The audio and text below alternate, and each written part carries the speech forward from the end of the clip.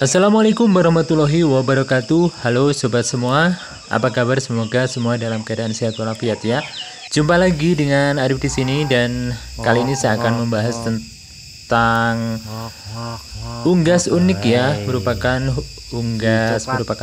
unggas legendaris yang dulu sudah familiar sekali ya dipelihara oleh para orang tua kita terdahulu, namun sekarang agak jarang ya ditemukan.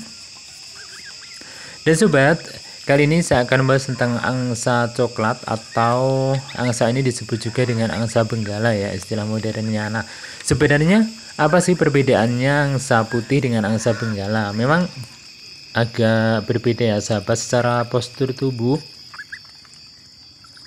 Angsa coklat atau angsa benggala ini agak lebih gemuk seperti itu, agak bongsor ya.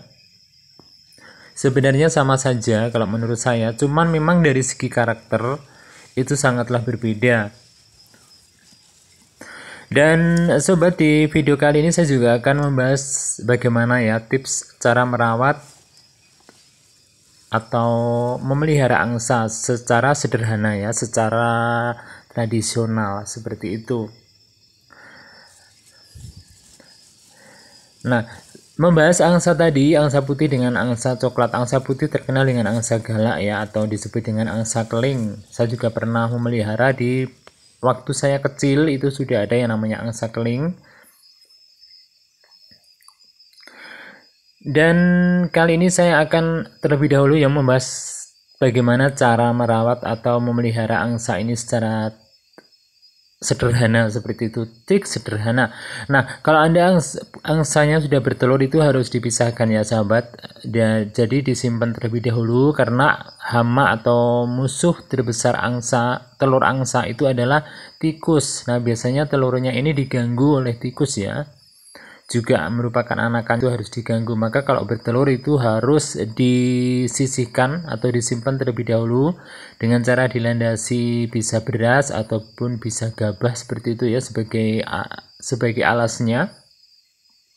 Nah, ini perbandingan antara telur ayam dan telur angsa ya sahabat. Jadi telur angsa itu jauh lebih besar, 3 kali lipat ya dari telur ayam. Dan angsa mengeram selama 28 hari. Ini adalah angsa yang sudah menetas ya sahabat. Jadi kalau angsa sudah menetas seperti ini dengan budidaya tradisional, itu yang perlu kita waspadai adalah ancaman dari predator ya, berupa tikus dan musang. Biasanya tikus ini sering mutilasi anak angsa. Jadi lebih baik setelah menetas seperti ini, Anda harus benar-benar menjaganya ya, atau ditempatkan di kandang khusus yang tidak bisa diganggu oleh hama tikus. Kasihan sekali ya kalau mengeram selama 28 hari namun tiba-tiba Anda tinggal tidur, nah paginya Anda menemukan anakan angsa ini sudah dimutilasi oleh tikus. Itu kan wah, kurang ajar sekali ya, merupakan tentu bikin hati kita tuh geram ya. Dan sering saya alami waktu dulu, sering mendapati anak angsa ini dimutilasi oleh tikus. Dan selama mengeram ya 28 hari, sebaiknya Anda harus mempersiapkan berupa makanan dan minumannya di depannya, karena angsa ini jarang sekali turun sampai lemes gitu ya, sampai kadang 3 hari turun sekali kan gitu, jadi kasihan ya. Nah, harus dipindah seperti ini kalau menetasnya sudah serasa sehat ya, mungkin 2 hari atau 2 malam, itu sebaiknya segera dipisah atau dipindahkan biar ini ya, biar tidak dimutilasi tikus.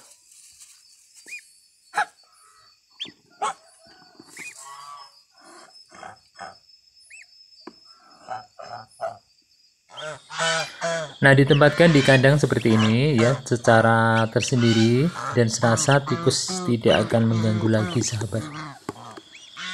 Paling tidak itu yang tikus tidak bisa masuk gitu ya. Selain gangguan dari tikus, ini bisa diganggu oleh bisa ayam ya, ayam yang besar, atau mungkin juga oleh unggas-unggas lainnya seperti kalkun, itu juga bisa mematuk ya ini. Jadi dipisahkan seperti ini jadi aman kalau kita tinggal mungkin mau beraktivitas atau kita tinggal kemana gitu, jadi serasa benar-benar aman. Tinggal kita menyiapkan berupa makanan dan minumannya.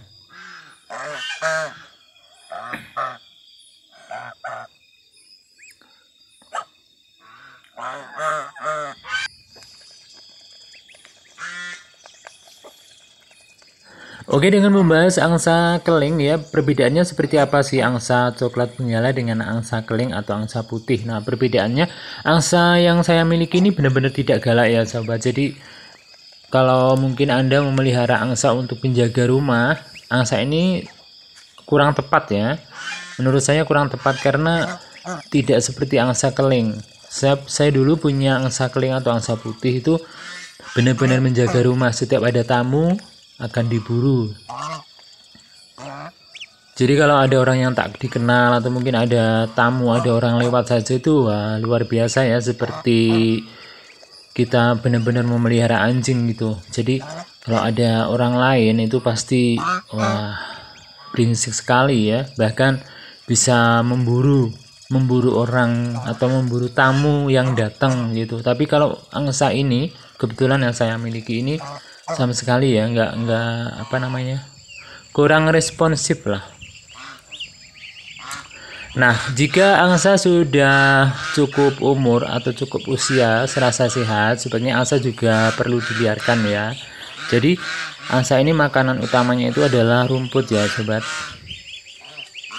Jadi angsa tidak lepas dari namanya rumput-rumputan. Jadi makanan yang lainnya seperti katul ya, juga biji-bijian yang lainnya itu sebagai penunjang. Namun yang utamanya yang pasti diumbar aja, angsa ini udah sehat tentunya. Dan kebetulan rumah saya ini di pegunungan ya, di desa. Jadi angsa ini kita liarkan, kita lepas asalkan tidak pergi ke sawah. Jadi biar sehat ya.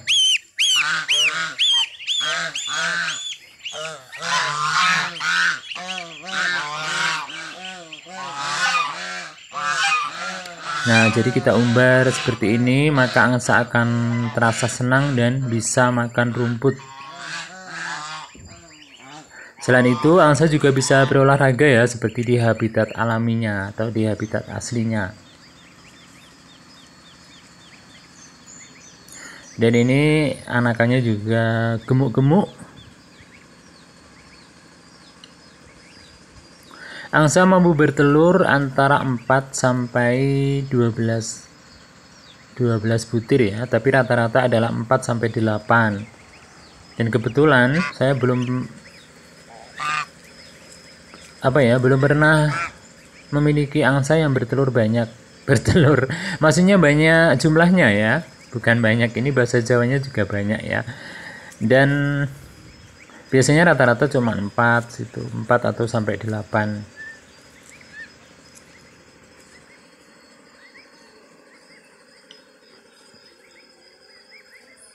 Berdasarkan artikel ya, angsa benggala ini berasal dari persilangan antara bebek Cina dengan angsa lokal. Katanya sih gitu ya sahabat. Kalau berdasarkan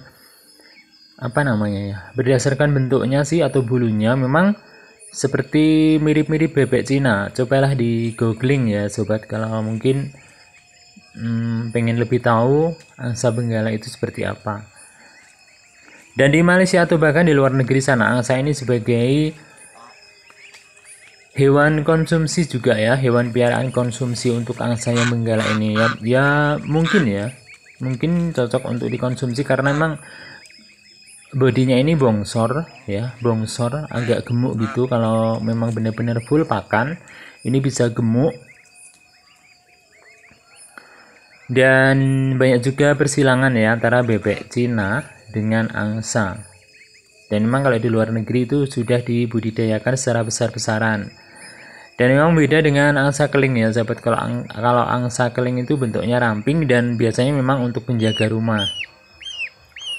Nah, di sini khususnya di Indonesia, angsa itu sebenarnya dipelihara bukan untuk dikonsumsi, namun hanya untuk sekedar hiasan rumah dan juga tim penjaga rumah atau penghias halaman seperti itu. Tapi kalau angsa ini kurang cocok ya untuk sebagai penjaga rumah, karena kalau ada orang lewat tuh juga diem aja, ini nggak beringsik seperti angsa keling.